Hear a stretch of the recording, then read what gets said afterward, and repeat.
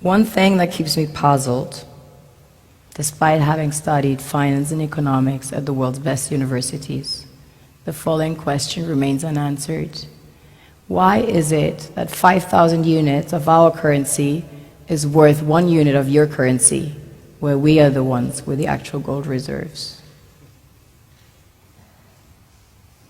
It's quite evident that the aid is in fact not coming from the West to Africa, but from Africa to the Western world. The Western world depends on Africa in every possible way, since alternative resources are scarce out here. So how does the West ensure that the free aid keeps coming? By systematically destabilizing the wealthiest African nations and their systems, and all that backed by huge PR campaigns, leaving the entire world under the impression that Africa is poor and dying and merely surviving on the mercy of the West. Well done, Oxfam, UNICEF, Red Cross, Life Aid, and all the other organizations that continuously run multi-million-dollar advertisement campaigns depicting charity porn to sustain that image of Africa globally. Ad campaigns paid for by innocent people under the impression to help with their donations. While one hand gives under the flashing lights of cameras, the other takes in the shadows.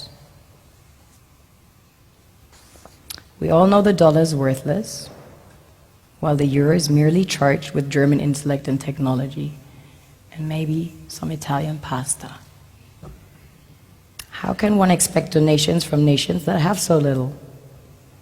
It is super sweet of you to come with your colored paper in exchange for our gold and diamonds. But instead, you should come empty-handed, filled with integrity and honor. We want to share with you our wealth and invite you to share with us. The perception is that a healthy and striving Africa would not disperse its resources as freely and cheaply, which is logical.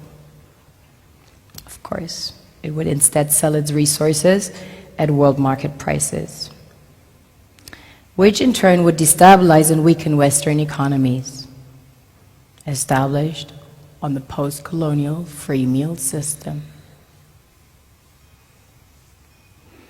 Last year, the IMF reports that 6 out of 10 of the world's fastest growing economies are in Africa, measured by their GDP growth.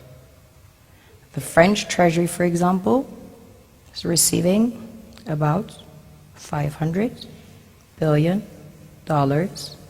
year in, year out, in foreign exchange reserves from African countries based on colonial debt they forced them to pay. Former French President Jacques Chirac stated in an interview recently that we have to be honest and acknowledge that a big part of the money in our banks comes precisely from the exploitation of the African continent. In 2008, he stated that without Africa, France will slide down in the rank of a third world power. This is what happens in the human world, the world we have created. Have you ever wondered how things work in nature? One would assume that in evolution the fittest survives. However, in nature, any species that is overhunting, overexploiting the resources they depend on as nourishment, natural selection would sooner or later take the predator out, because it offsets the balance.